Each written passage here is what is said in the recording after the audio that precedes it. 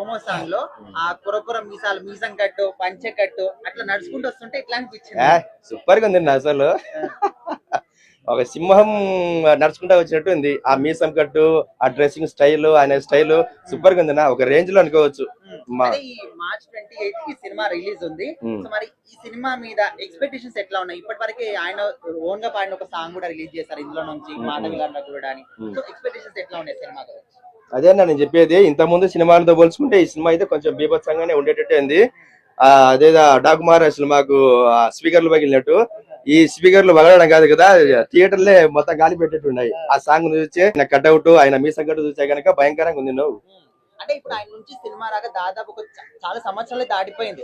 Sir చూస్తే బాగుంది, చాలా మంది కోరుకుంటున్నారు. సో మరి ఫస్ట్ వచ్చే సినిమా ఇదే హరిహర వీరమల్లు. సో మరి ఎట్లా ఉండబోతుంది? ఫ్యాన్స్ రచ్చ కావచ్చు, వాళ్ళ ఎక్స్పెక్టేషన్స్, హ్యాపీనెస్ చాలా పెద్దగా ఊహించుకుంటుంటారు. ఎందుకంటే ఊరికి ఇన్ని సినిమాలు తీసి చాలా సినిమాలు తీసి లొల్లి సినిమాలు తీసి భయంకరంగా ఊరికి పోయే రకం కాదు పవన్ కళ్యాణ్ గారు.